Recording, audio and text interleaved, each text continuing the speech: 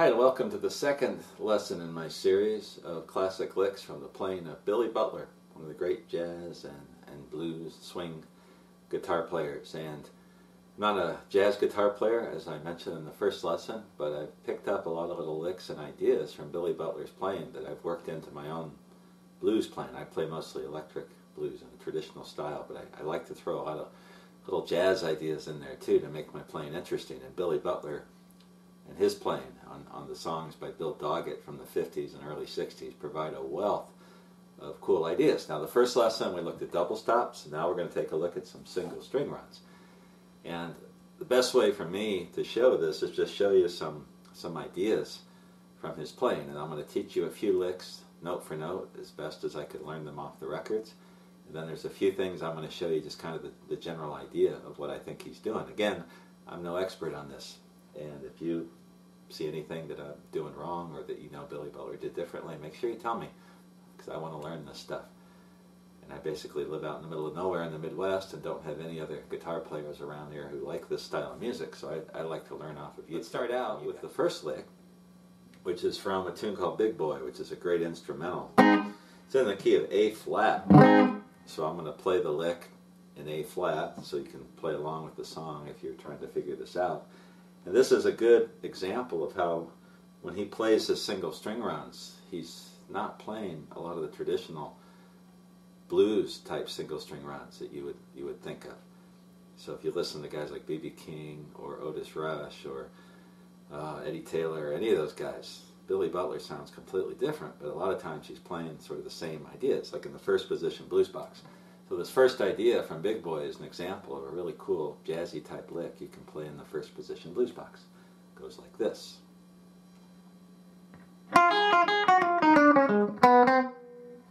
Play that again. And I'm playing mostly entirely within this first position blues box. And I'm starting on the 6th fret of the 2nd string, and I'm bouncing back and forth between the 6th fret of the 2nd string and the 4th fret of the 1st string. And then I'm walking down the 2nd string from the 6th to the 5th to the 4th.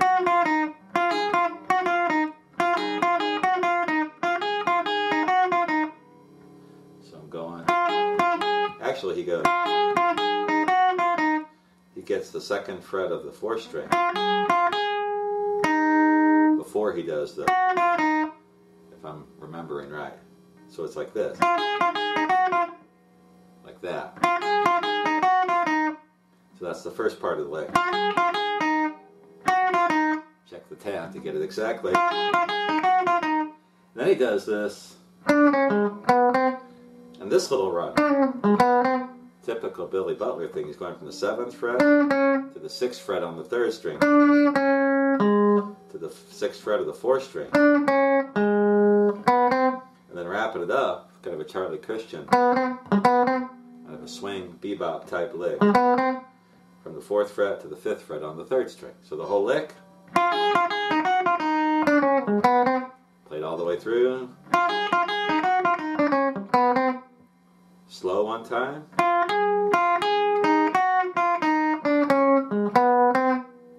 and again I'm playing in the first position blues box, but I'm playing kind of a different, more of a jazzy type melody there.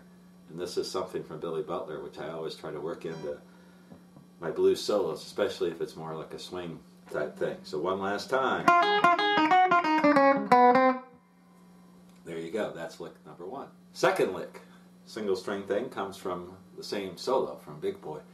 And this is just a little idea to show you how you can work in some bass notes. And right after he does this lick, whoops, he does something like this, where he's going on the bass strings, 5th and 4th strings.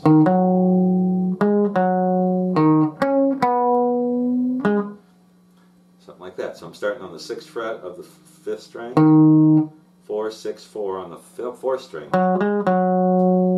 back to the 5th string, 6th fret, and then we're going to the 6th fret to the 4th fret on the 3rd string, to the 6th fret on the 4th string.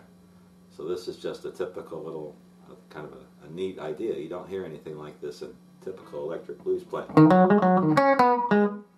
So there's lick number 2. Lick number 3 is more just kind of an idea. And this is one that you hear a lot in the playing of Billy Butler and also Bill Jennings and other jazzy blues players like Charlie Christian. And the idea is when you're playing in the first position blues box, a lot of guys when you're playing traditional blues, they'll just stay within, let's say we're in A flat still, we'll just stay between, you know, the boundaries of that blues box, which would be the 4th and the 6th frets. So do something like this.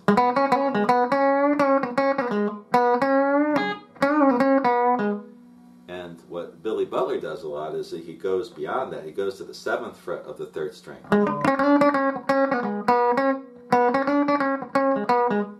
And that is a more of a jazzy type feel, and you can really do some cool stuff, whether it's over the 1 or over the 4.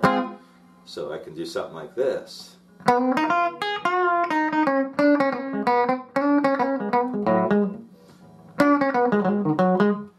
All kinds of things.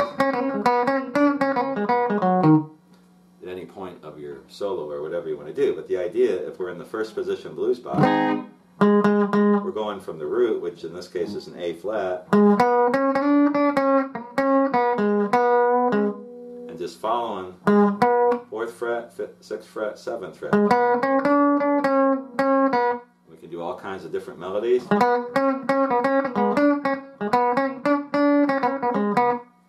Be creative and mix that up. But that's an idea you'll hear in a lot of the single string runs. He'll do something like this. Someone like Hubert Sumlin, you know, might do this.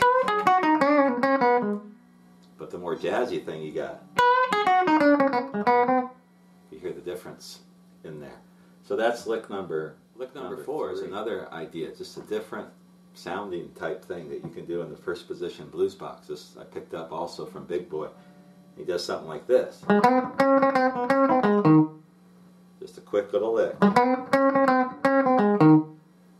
And what I'm doing, instead of going all the way down, I'm going between the 5th fret and the 6th fret, and the 5th fret on the 3rd string. So I'm starting it out, going from the 6th fret of the 4th string, 4th to 5th on the 3rd string, twice on the 6th fret, while keeping my 2nd finger on the 5th fret of the 3rd string, and then wrapping it up, 6, 5 on the 3rd string, 6 on the 4th string, 6 on the 4th string, 6 on the 5th string. So the whole lick.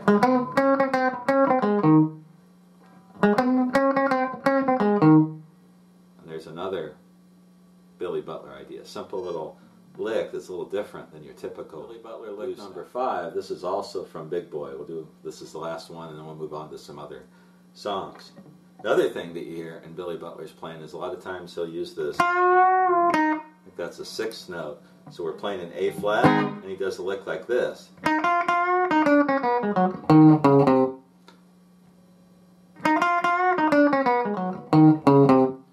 And winds up with this cool bass thing. So in the key of A flat, we're starting out 4 to 6 on the 2nd string, and then we're bending that, and that's another thing I hear a lot in Billy Butler's playing.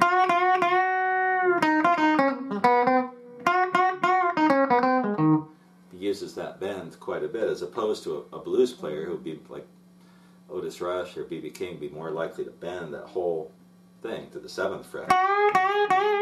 Something like that, where the more jazzy sound is.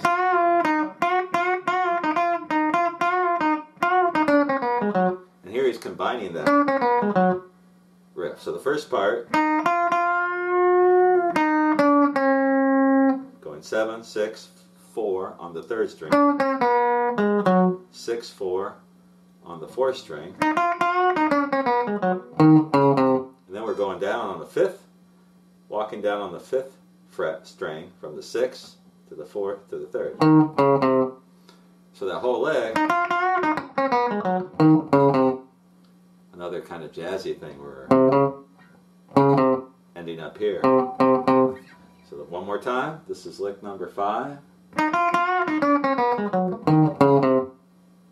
There's another sort of a jazzy idea that you could work into a blues solo. Next idea, this is lick number 6, and this is a single string run, comes from the song called Quaker City.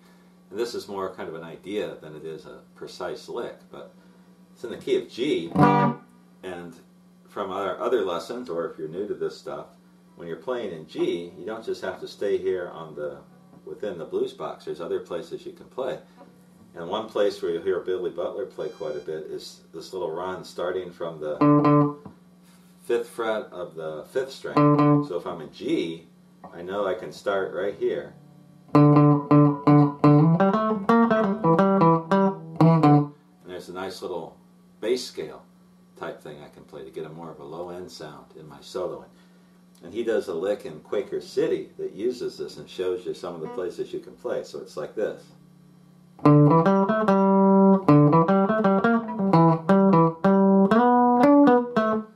like that.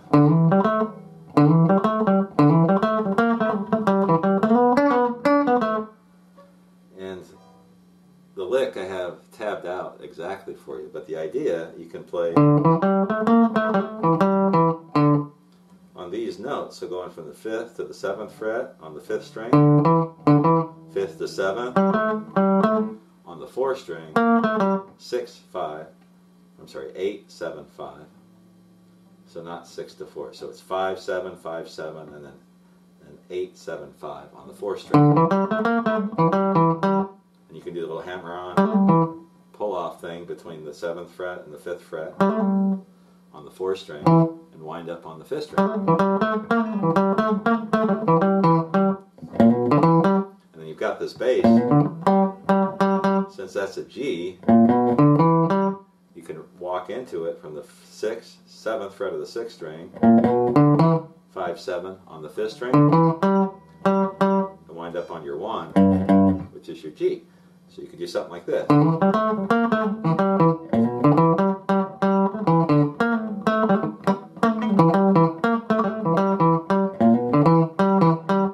Go on, play all kinds of stuff. But on Quaker City, he also goes, and he slides up here to the 7th fret of the 3rd string, 9, 7 on the 4th string.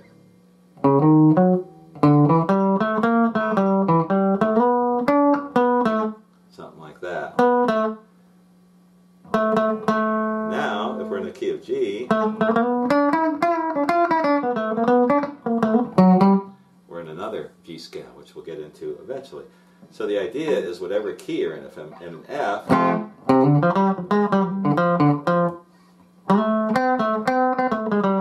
I can do some cool stuff in that part of the neck. And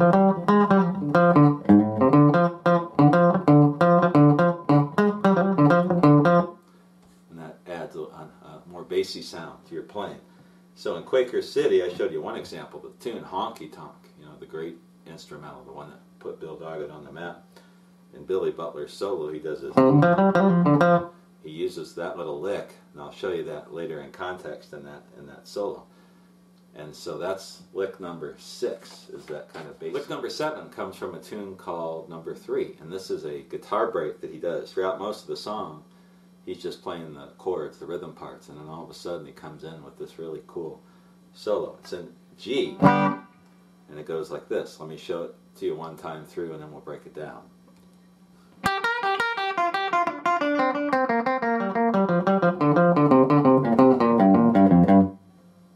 Which is really neat. And so he starts out going on the 1st string, 6 to 3. So it's 6, 3, 6, twice. Then 3rd fret of the 1st string, 6th fret of the 2nd string. So that's the first lick. On the tab, I broke it up in each section, one lick at a time. So the first lick goes like this. Then it goes, this time 6, 3, 6 on the 2nd string, 3, 5 on the 3rd string, 3 on the 2nd string. So the whole thing so far. And then he goes 5, 3, 5 on the third string, 3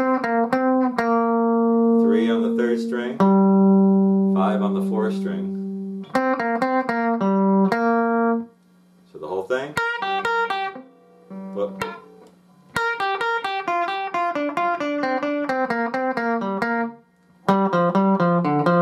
Again on the basically the same thing on the fourth string. 5, 3, 5, 3, 5 on the fifth string, third fret of the fourth string. So the whole thing.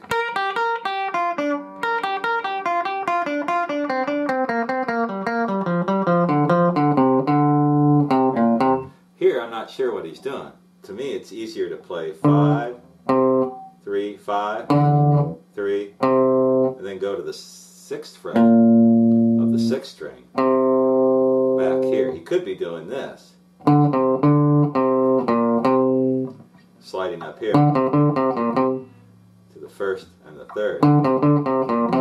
Or he could be going... I don't know which one he's doing because I've never seen him play, so it's something like that. To me that's easier. Then he goes going from the 1st fret of the 5th string to the 3rd fret of the 6th string to the 1st fret of the 6th string. So it's 1st, 5th fret, 3rd, 6th, 3rd fret, 6th string. 3, 1, 3 on the 6th string. So the whole thing real slow.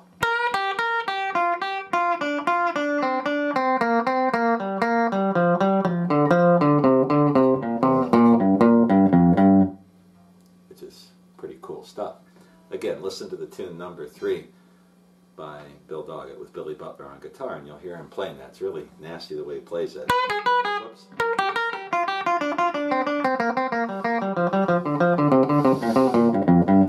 Something like that, and he goes into another lick on top of that. So that is lick number 7. Now the next lick is the last part of that solo that I started out with, lick number 7, and the tune number 3. When he gets through the first part of the song, then he walks back up the other way. So he does something like this. Let's just go back to lick number 7 for a moment.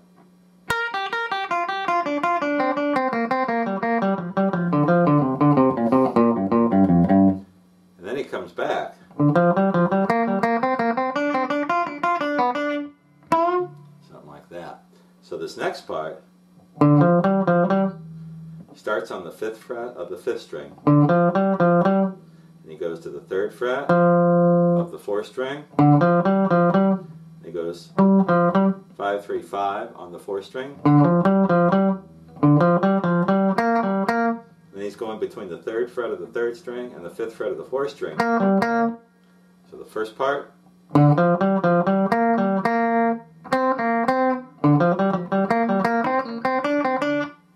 And so this part. 5, 3, 5. On the 3rd string, and then 3rd fret 2nd string, 5th fret 3rd string. So the whole thing. That's the first part of it.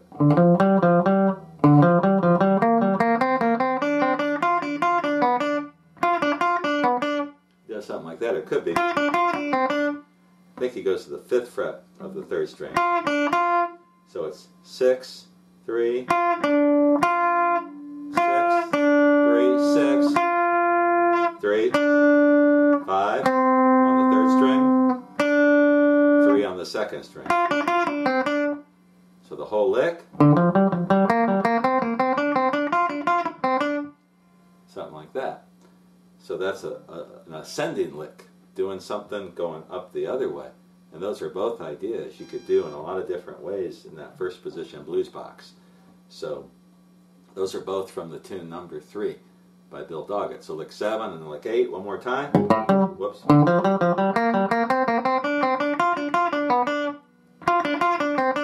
always want to go to the 3rd, to the 4th fret of the 3rd string.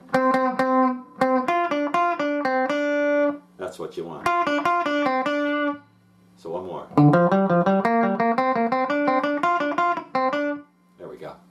There's another Billy Butler idea. That's lick number 8. Okay, the next lick, this is lick number 9. And this is more of an idea. I'm just going to show you kind of a concept that's handy when you're playing over the 4. And I hear this a lot in Billy Butler's playing.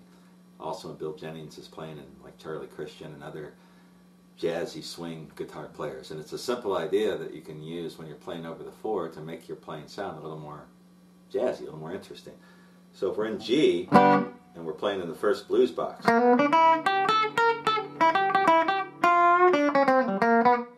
when we go to the 4,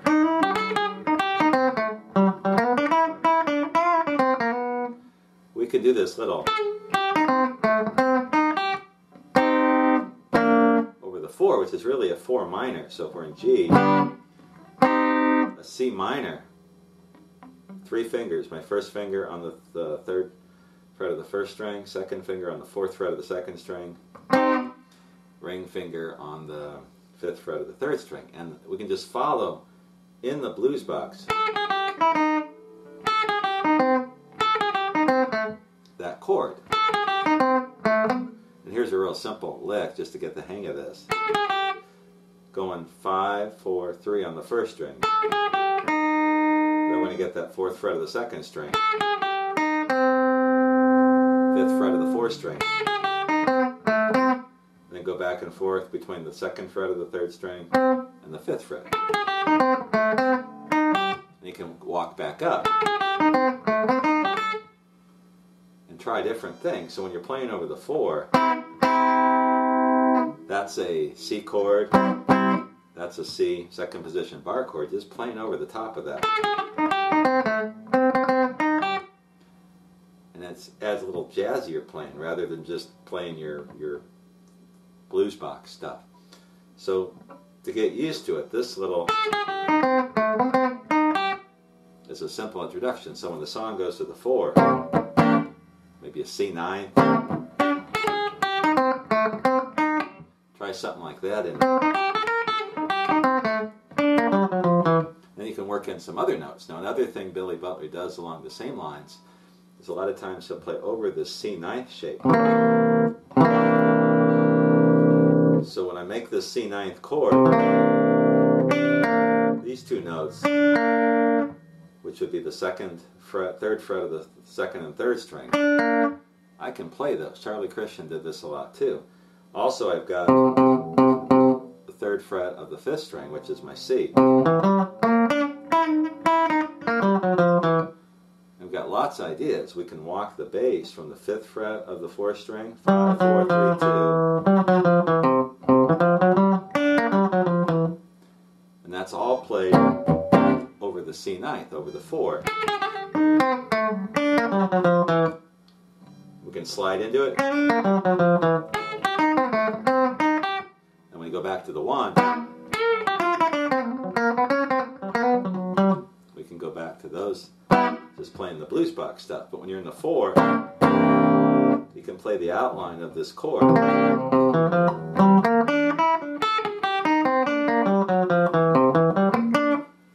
And I'm not playing all the notes that you can play, but those are the ones that I play a lot when I'm trying to use that idea. So when you get to a solo over the 4, you can start playing over that 4 chord, the C9th shape. And you can throw in the 13th too.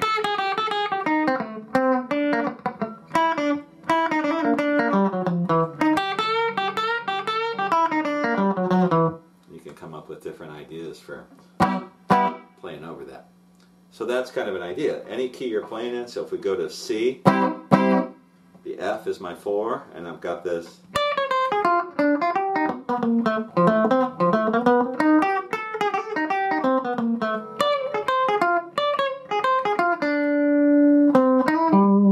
All kinds of neat stuff that you can do with that. So when you listen to Billy Butler playing, a lot of times he's playing over this 4 9th chord shape, 2nd position 9th chord. And I'll show you a couple examples of this coming up in some other tunes that I'm going to teach you. The last lick that I'm going to show you, this is 10 kind of Billy Butler ideas, and this one is kind of a simple one. This is also from Big Boy, the first tune I was showing you. And it's kind of a cool jazzy type thing. If you listen to Pee Wee Crayton's playing, Pee Wee Crayton has this lick he does all the time like this.